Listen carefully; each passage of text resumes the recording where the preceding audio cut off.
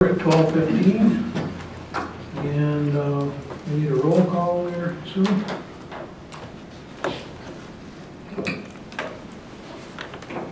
Board Member Yankovic, Present. Board Member Reister, Present. Board Member Doyle, Present. Board Member DeVore is absent, Board Member Larkin, Present. Board Member Lonnet, Here.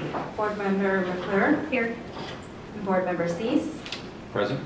and Chair Reagan. Here. We need a motion to excuse DeVore. Okay, we need a motion for that. So moved. Cliff, is there a second? Second. Second by April. All those in favor signify by saying aye. Aye. Anyone opposed? Need approval for the agenda. So moved. Dean, is there a second? Second. Rita? Yep.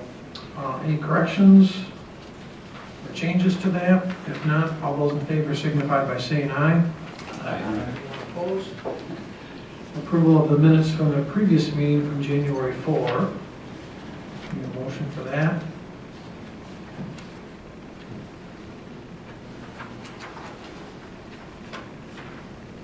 So moved. Cliff, is there a second?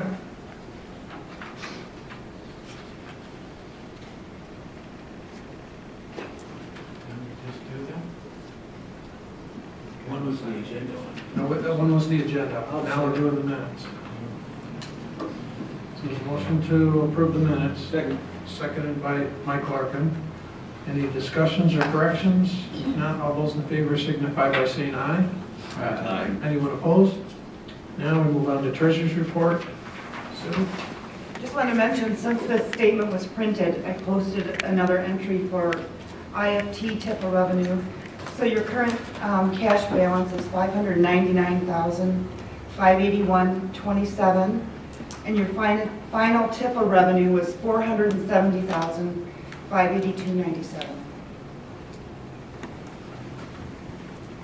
Last year was $421,000, so you had a good year. Okay. What does that mean? I mean, how did it go up? Part of the explanation from the assessors is when industrial facility taxes expire and they go back on the regular roll, that increased revenue. Any other questions for Sue on the treasurer's report? If none, we'll entertain a motion to approve the treasurer's report. So. Dean, is there a second? Second. Rita? Any discussion? All those in favor signify by saying aye. Aye. Anyone opposed? Public comments for items not on the agenda? Now's the time to speak.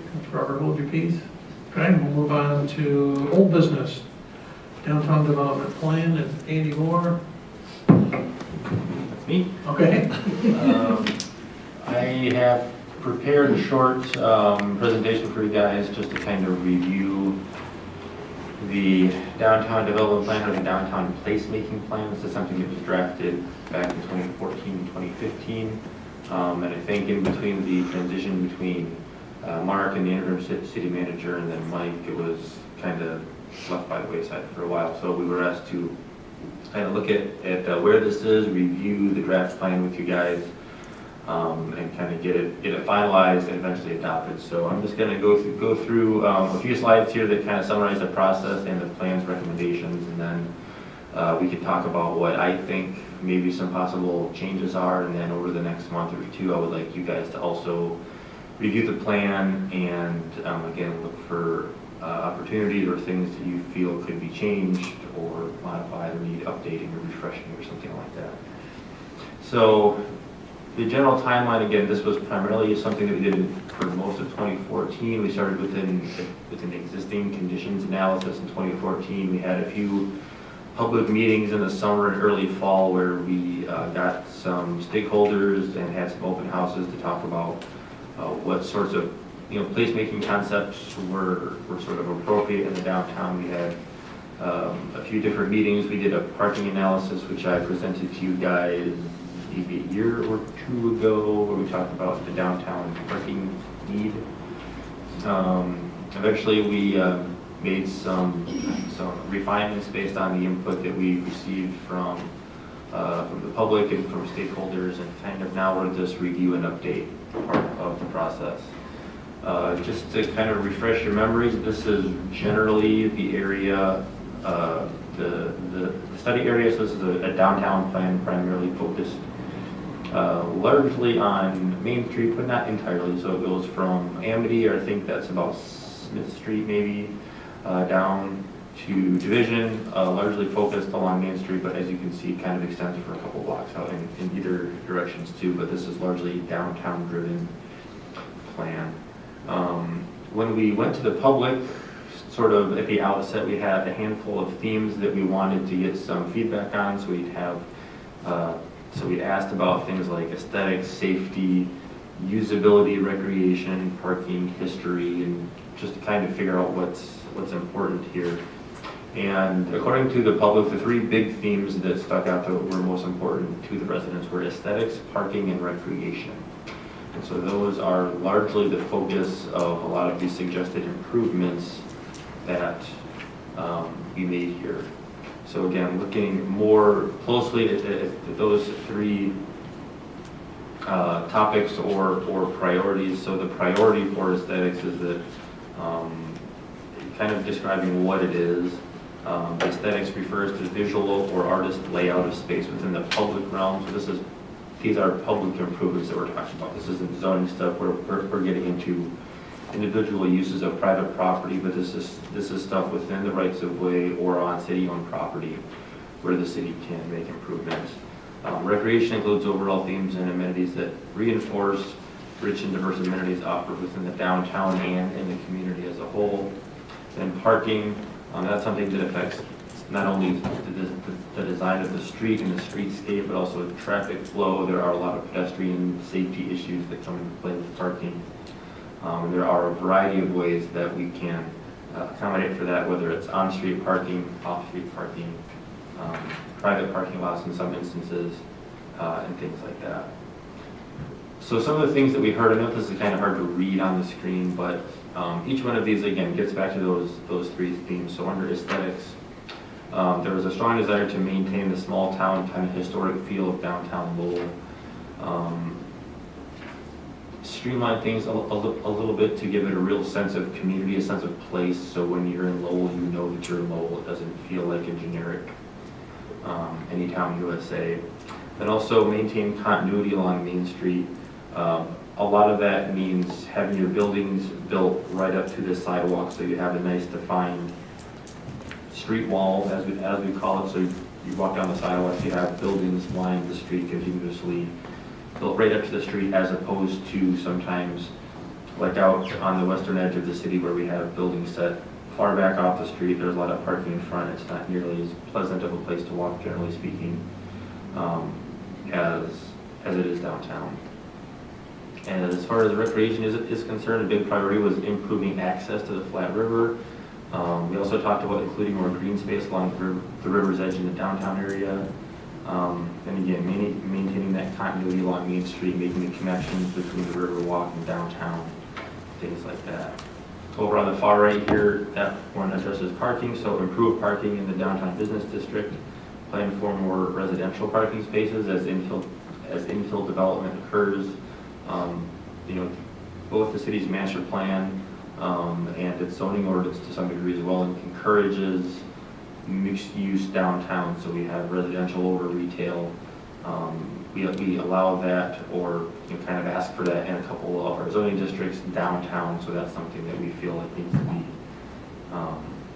considered. And then, lastly, I think we wanted to make it easy for people to get down here, to park, to visit the restaurants, visit the shops, and parking can go a long way to making it feel easy to get down here and then move around. So we have some solutions here. This isn't just about pointing out what's wrong. So again, under aesthetics, because we're primarily dealing with the public realm in between the buildings, a lot of the public realm placemaking solutions deal with landscaping, public art, street trees, things like that. A lot of the stuff on recreation, which is the one in the middle, improving bike facilities, so bike parking, places to ride your bike. And interpretive signage that talks about it and discusses Lowell's history, and again, finding ways through wayfinding and other means to access businesses, access key points within the city's downtown. And then over on the right here, talking about streetscape improvements and parking, safety is also a very big factor. Obviously, we want residents to feel safe. We want them to be safe walking across the street. We don't want traffic moving too quickly. That's part of the reason why having buildings built close to the sidewalk is very beneficial, because it tends to slow them down. It makes it a much more comfortable place to walk, to bike. It's not parallel parking. All that stuff becomes much easier when there's not traffic going by very, very quickly. So the recommendations of the plan are kind of broken out into these 5 areas within the study areas. We kind of have these 5 sub areas. The downtown core, Hudson to Washington. We have a couple of blocks on Monroe Street. This is basically going north to Avery for a block. River South, directly opposite of that, along the river, south of Main Street. We have downtown east and downtown west, which extend just out from the core a little bit. The character of your downtown changes a little bit once you get out of that core. In some instances, the buildings aren't always built up to the street. Some are, but some aren't. Looking at downtown west, the type of development changes because we don't have the multi-story buildings east of Hudson for the most part. I don't know if there are any over there. There's a gas station, there's some houses, there's kind of a mix of things going on over there. So we study those items, those areas independently as well. And then we have 3 primary street elements that we talk about in the plan's recommendations, and those deal with streetscape, wayfinding, and public art. So for the downtown core, this is the placemaking plan. Again, this is kind of hard to read. It'll probably be easier to read when you look at the actual printed copy of it. But this, as you can sort of see on the image here, there are steady lines of street trees along both sides of Main Street. There are suggested bulb outs where the sidewalk kind of extends out into the street a little bit to shorten that distance that a pedestrian has to walk to cross the street. There are other suggestions like bollards and traffic calming measures, improved crosswalks in certain instances where we feel like people are going to be crossing the street, like right here along the river. This is an area where the plan has identified a need to improve safety for people crossing the street. This is an image of what that would look like right here at the corner, right outside where we're sitting right now. So you can see we have these bump outs here with these bollards. So in this plan, this shows Monroe Street heading north, turning into a one-way street. Whether or not that's feasible remains to be seen, but it's a great concept. Obviously, with these bulb outs, right now somebody would have to walk from way back here all the way over to here to cross Monroe along Main Street. With these bulb outs that extend into the street a little bit, providing some protection for that parallel parking, the distance that the person has to walk in the street is shortened dramatically, which makes it a bit safer. You can also see landscaping, benches, street trees, some of those kinds of things. There's also not any trees outside here on Monroe Street. There's some public art shown here. So these are all just some improvements that can be made to help that sense of place in the downtown core. And excuse me. Yeah. Wasn't there an issue with bump outs into 21? Yeah, when M21 was redone, I think there was an issue with them not relating to those. So that's one of the things that I think might have to be updated moving forward. Obviously, it's going to be a while before we do a major reconstruction on Main Street again. So that's something that we could look at adjusting. Obviously, there are street segments outside of Main Street where that still might be beneficial to do it, but it might be a challenge on Main Street because that's not the city's street, it's on that. And we'll talk about a bit more about that at the end when we get into some possible edits. That might be something where we need to pare that down a little bit because we want, I want the plan to be ambitious and to, you know, encourage some of these kinds of things, but at the same time, I want it to be realistic. I mean, if something just can't happen, I don't know that it makes sense to keep it in there if we know that it's not going to happen. So I think there's a balance between idealism and just Achievability. yeah, exactly. So the Monroe Street placemaking plan is shown here. Again, this is Monroe right outside. So this is, let me get my mouse here. So this is Main Street here. This is just a block north to Avery. Again, this shows the wider bulb outs here in Monroe Street turning into a one-way.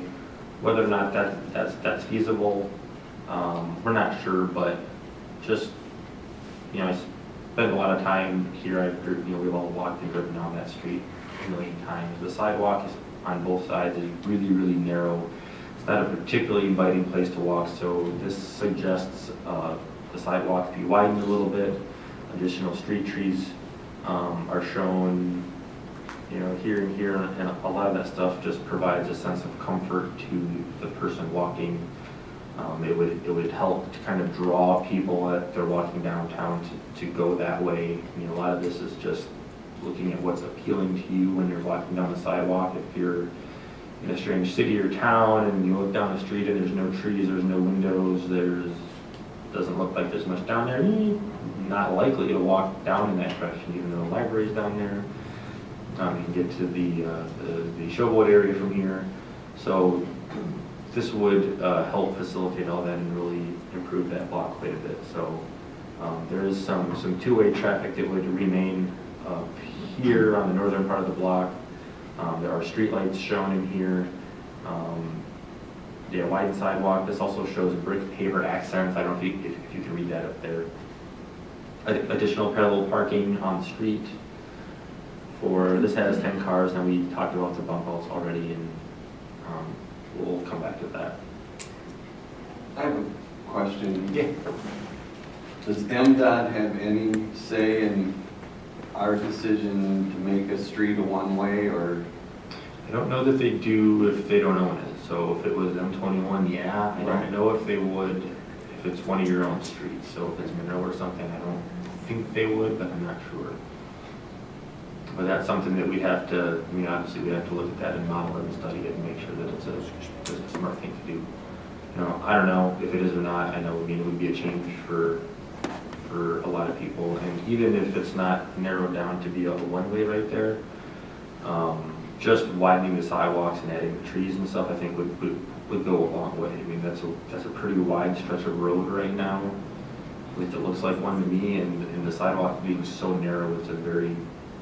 And as someone who walks to and from work, I can tell you that intersection right here is terrible. Mm-hmm. Because people can't see, so they automatically pull across the crosswalk, because if they stop back there, they got no clue. Yep. So they have to pull up, and if you're walking either direction, Yeah. I've had some close encounters, Mhm. you know. That can be Oh, I don't know. tackled all the way down. Is it as bad every? That's, That one's really no worse than some of the other. okay. They're all that way. One over by Larkins They're is all- terrible. Yeah. That's why I think, Actually, oh, people pull up and, oh, sorry. especially when they're doing this, they're pulling up. The next section that we looked at is the one River South that we referred to. This is one I think that we'll need to update a little bit because it does not show the new Monroe or South Monroe parking lot behind the Main Street Barbecue.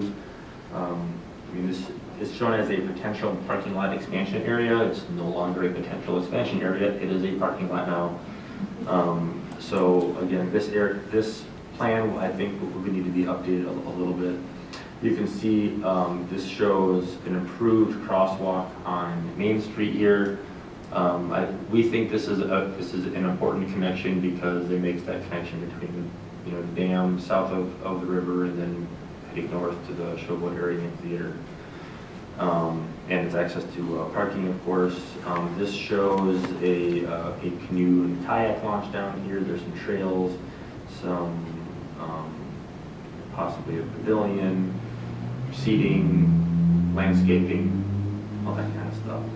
I think we have an image of that one kind of from an oblique view. So again, this is Main Street right here. And then this would be parking area. This is where the South Monroe parking lot is. So we'd have to again update this drawing a little bit. But then as you can see there'd be some steps down to the river here where there'd be a canoe and kayak launch for people. Trails, seating area, an overlook here, maybe a spot to fish, all that good stuff. Downtown east, this would be from, I want to say, Washington down towards Jackson and Division. So you'll see here, there's some of the stuff has already been done. There's some additional on-street parking, if I recall correctly, going all the way down here. That was done. Notice we have quite a few additional proposed street trees. Again, we have bump outs shown here at Washington. Whether or not that's still doable on Main Street, I don't know. We have additional crosswalk improvements that are just marked a lot better. Sometimes at these intersections, if you're in a car, just the way the crosswalk is marked sometimes can really call your attention to the fact that you really need to pay attention for people crossing the street. And if there's no marks on the street, which I don't think there are now, then you might kind of ignore that and just keep on driving and not pay as much attention. So a lot of these things are just visual cues for drivers to help improve safety for everybody, including bicyclists and people walking. So this, again, is shown as kind of a rendering between what you have now and what is proposed. So you'll notice we have some wayfinding signage and public art down here, lamps,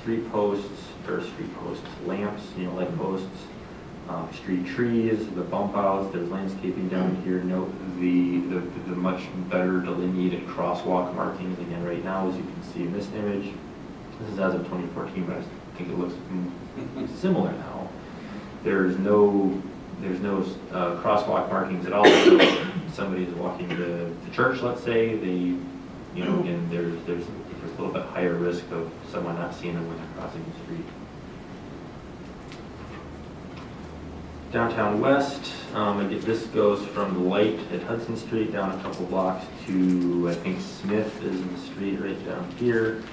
Same kind of thing, we have street trees shown, street lights. Where possible, I think there's some widened sidewalks. There's, again, improved crosswalks at all of these street intersections, so it visually slows people down in their cars. I know, like, right here at this light, there's the new right turn onto southbound Hudson that goes out south towards 96, so this might be something that have to be adjusted a little bit to show the new configuration as it actually is.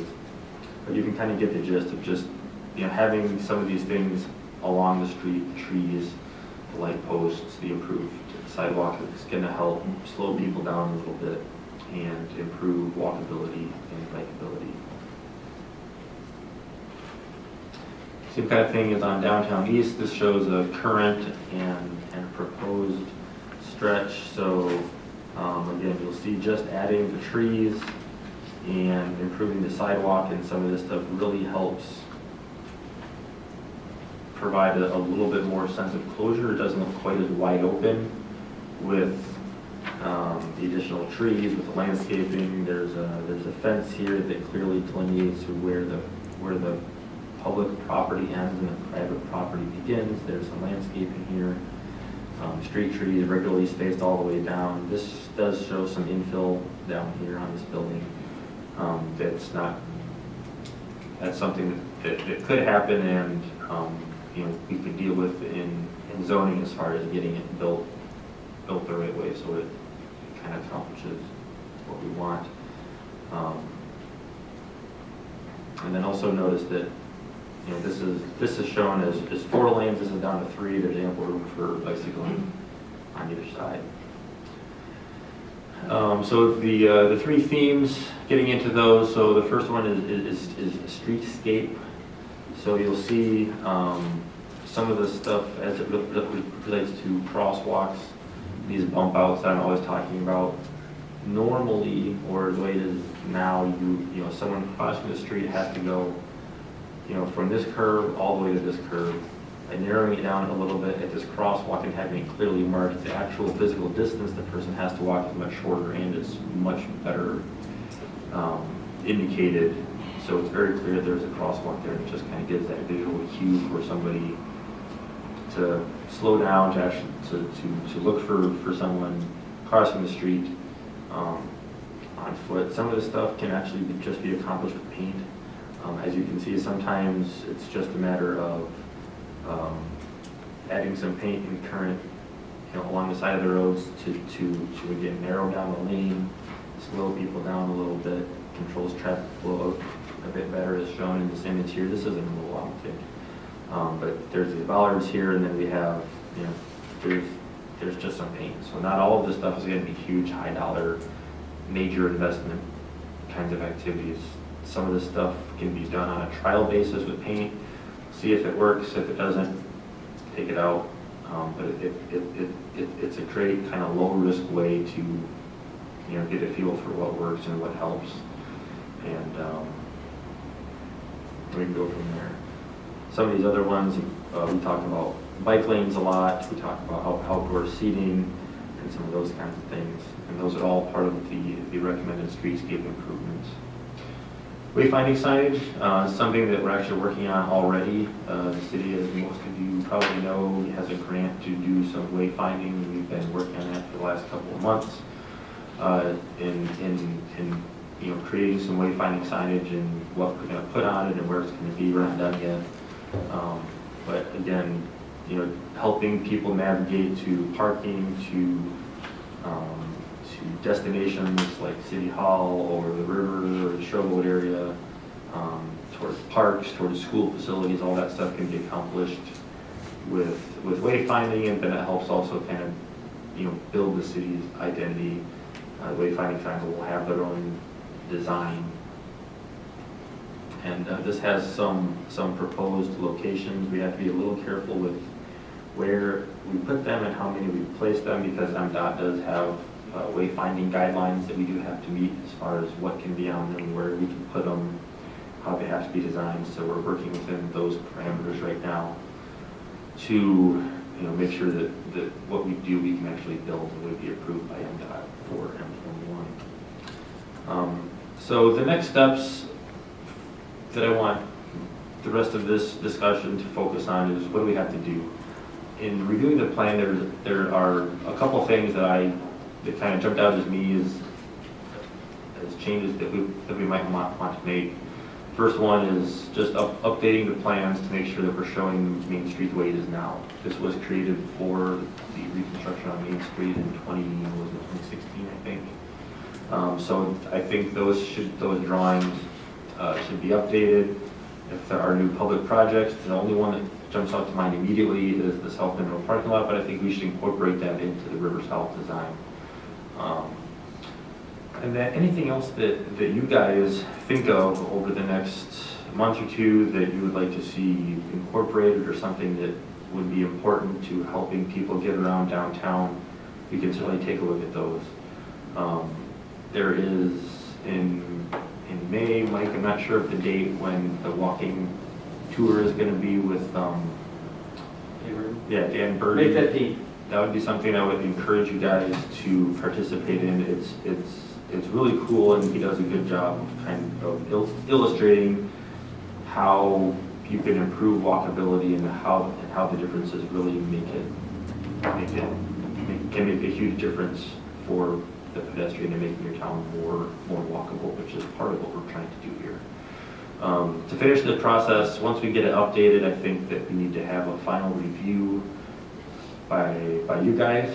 And once you're comfortable with it, I think this simple recommendation to the City Council for approval, I would like the City Council to formally adopt this A lot of these projects in here aren't planning and zoning projects, they're public works projects, they're capital improvements projects, so having this as an official policy document of the city will help guide some of the decision-making in public works stuff going forward, and we can start to make these improvements, you know, as the budgetary constraints allow and as the conditions allow.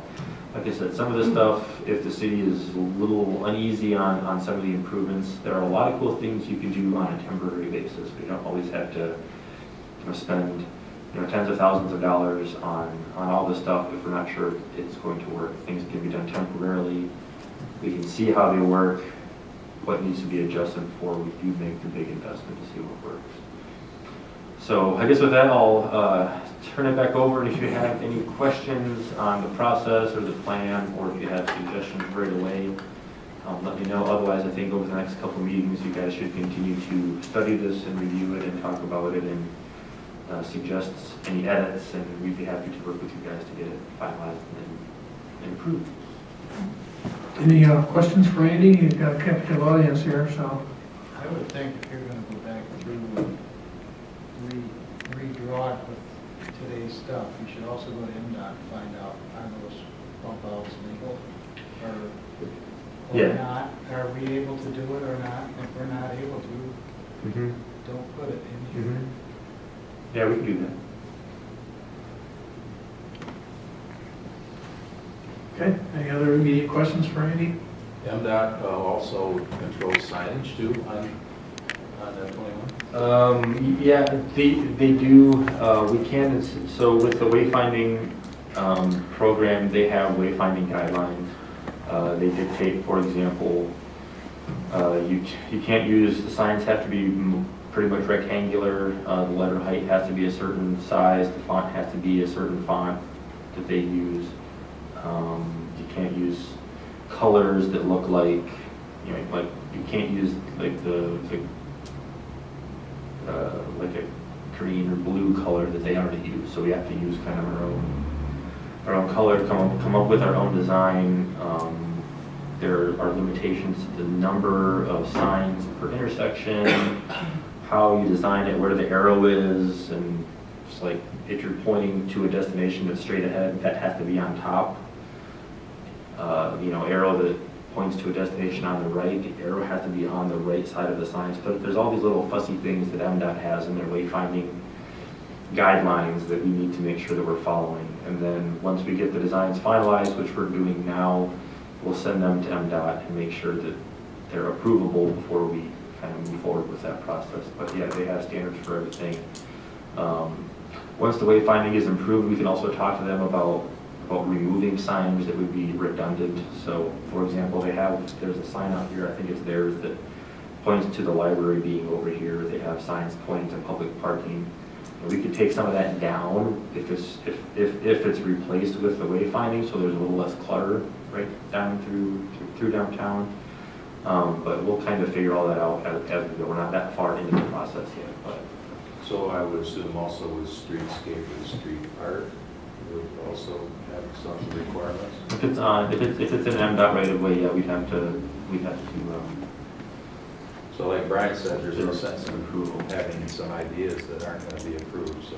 Yeah, I mean, I think most of the stuff in here can be approved. I mean, they're, you know, they'll approve trees and stuff like that, but we'll make sure that we check into all that stuff. If there's been any changes in the guidelines, we'll make sure that that what we're proposing is feasible.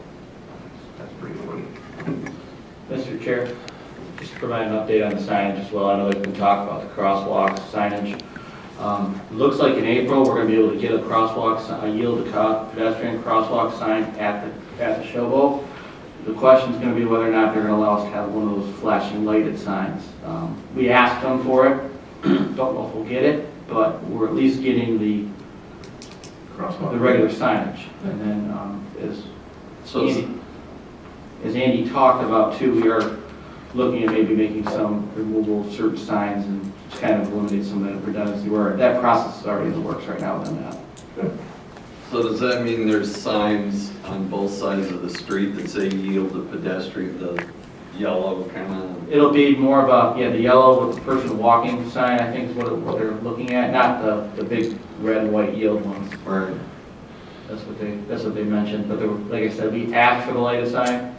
I mean, I even suggested that if they were willing, if that, you know, maybe the DDA would be willing to pay for it if you let us have it. And we're waiting to see what the response is from Lansing.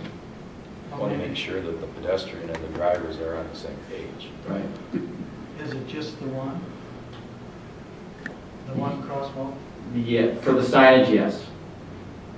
But one of the things is that we've been meeting with MDOT, and when we were, a couple of months back, when we had the news story about the yielding to the pedestrians, we had a conversation with MDOT about that, and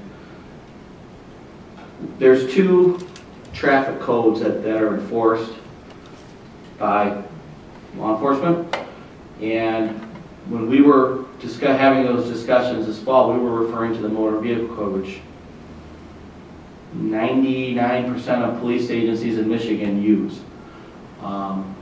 There's also what's called the Uniform Traffic Code. Most municipalities don't follow the Uniform Traffic Code. That's a Michigan State Police. They tend to enforce the Uniform Traffic Code. Most units, I mean, perfect example, when I was in the police academy, we didn't study Uniform Traffic Code. We studied motor vehicle code because they basically said that's what the state police do. So we found out that under the Uniform Traffic Code, we technically have the authority to enforce people to yield to pedestrians at those signs. So we're going to be conveying that message here in the next couple of months that under the Uniform Traffic Code, while there may not be signage there, people can feel free to yield if there's a pedestrian waiting to cross. That pedestrian can yield, and if there was an accident, the pedestrian or the driver that yield wouldn't be at fault. So we're working on that also with them now.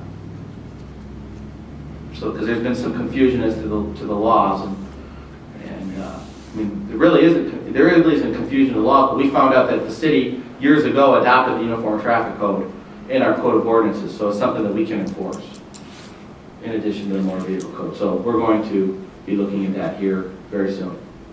So then the sign in question is indeed the verbiage is yield to pedestrian? Yes, that's what it would be, yeah. And MDOT needs to approve it first, though? Correct. Okay. I've been on the DDA board for 25 years, and we've talked about this about every other year, so. We've talked about bump outs there. MDOT, every time we ask them, says no. Right, so maybe they're becoming a little changing of the guard there, so maybe they're becoming a little more pedestrian friendly. So We should become a sanctuary city. For pedestrians. Just And do we'll it. tell our police never to arrest anybody for stopping for a pedestrian. there you go. Anything else that you need? Great, thanks very much for coming, and Thank you. we'll get the update. Moving on for new business, summer concert series, Chamber of Commerce, and the Art Council. Get Marcia. Skip, what did you get? Downtown. Oh, downtown, okay, sorry, You want to do Marcia first? as long as you're up there. Hi, everybody. Guess what? It's that time of year again. We're in our 17th year for the summer concerts, and it's pretty exciting. We have the lineup secured. Rick has the contracts. We will announce it quite soon. We're waiting to get it up on our websites and everybody can see it. And we are here again just asking for your support. Most of the DDA money goes toward our marketing for the concert series. We do quite extensive marketing to really get West Michigan to know that it's happening. One of the exciting things for this summer is we will have a new stage, and it will be quite awesome. And I think it's really going to set our concert series out apart from a lot of the concert series that are happening around West Michigan. It'll step us up, so it's going to be exciting. How'd that come about? Well, we will find out officially on Monday at the city council meeting, but basically the Lowell Memorial Fund gave us support, the Lowell Area Community Fund, and now the Cable Fund did support a grant request that we presented to them. It does need to go to city council to get approval. And then we will have the funds that we need to make this incredible, awesome stage happen. But we have to order it right away I was after gonna the say. city council. It I could mean, happen literally, this it needs to be season. ordered like, Tuesday next week for us to have it by June. But it'll have really state-of-the-art lighting on it. It's going to be beautiful.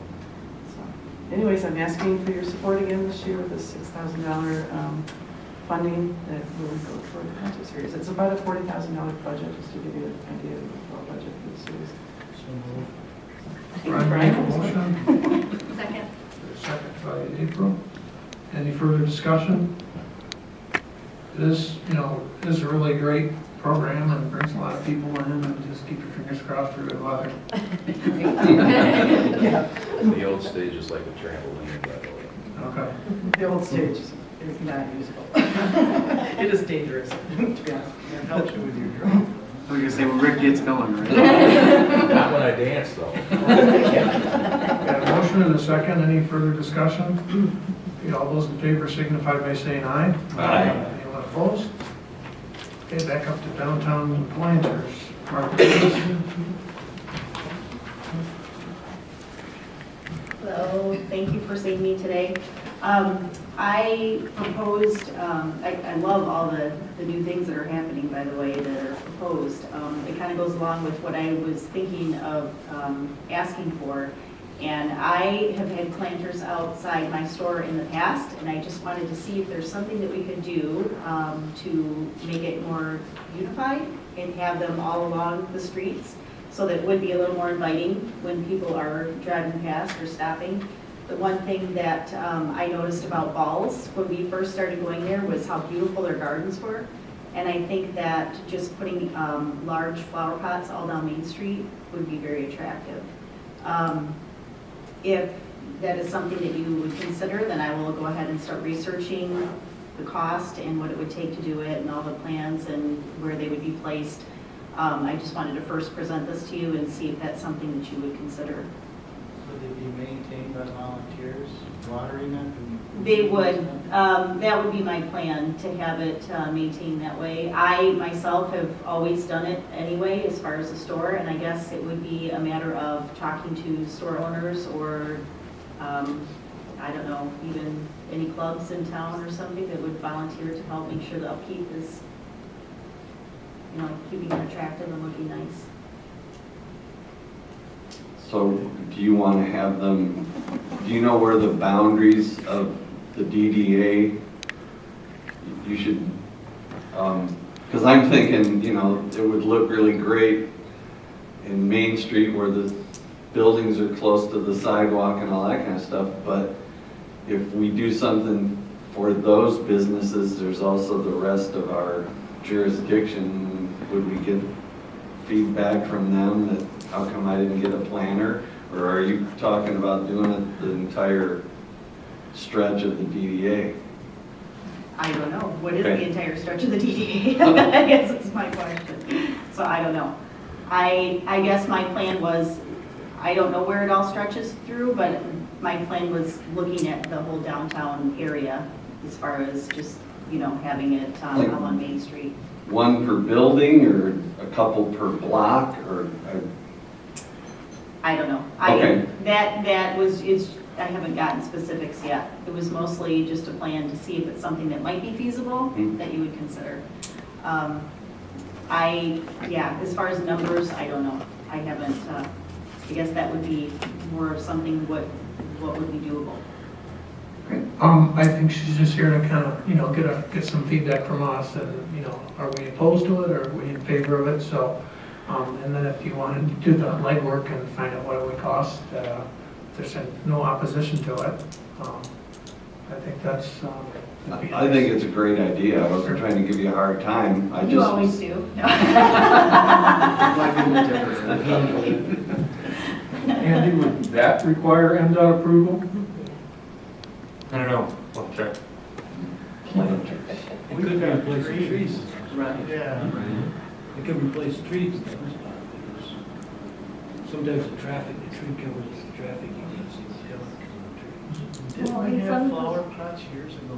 Mhm. Carol?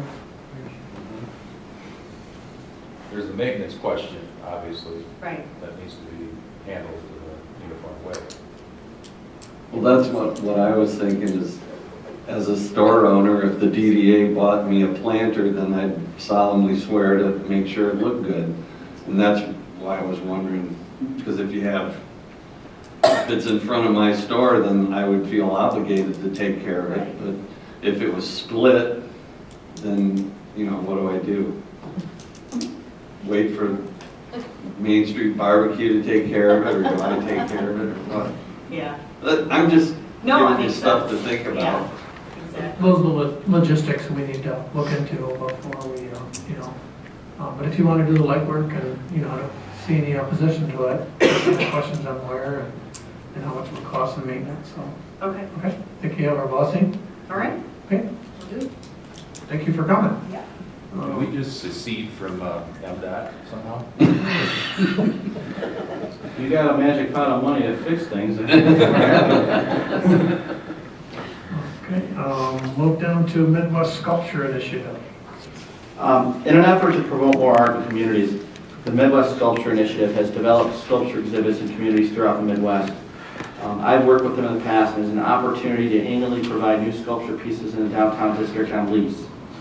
This program could be something the DDA could take part in on an annual basis if you're interested.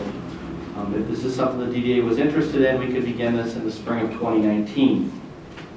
The process consists of representatives meeting with the community to select the proposed sculptures sometime in March before the spring work comes out.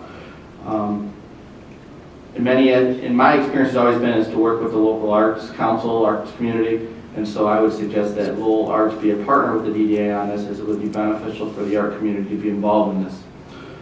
Through this process, sculptures would be selected. Once those are selected, the sculptures would arrive sometime end of April, beginning of May, and if the DDA wishes to participate the following year, we would notify them again that fall. And basically every year, if you want to participate, every May you get new sculptures. The way this really works.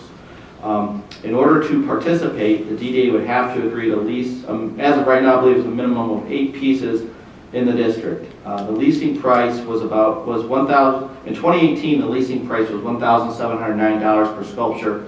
And if you leased, that's if you leased up to 10. And if you went beyond 10, it would be $1,644 per piece per sculpture. So it'd be like $65 less if you were to lease more than 11 sculptures. So in estimating the cost, it would range somewhere between $15,000 to $17,000 annually for fiscal year 19 to lease the minimum amount of sculptures. When the lease ends, there is an opportunity to purchase the piece and place it in the community permanently. Each sculpture will have an asking price, but it can be negotiated, and there's a 20% commission usually for the DDA if the piece sells, and you can use that towards the purchase of it. So there'd be at full price. Basically, they give you 20%. Take that 20%, put it to the sculpture. Public art is a unique placemaking tool, and it really should be considered in every downtown. The Midwest Sculpture Initiative has been partnering with the city of Hastings for a number of years, and from what I understand, it's a very successful program. My experience with this is that if you consider doing this, you're going to be criticized for bringing this into the downtown using public dollars. However, for as many people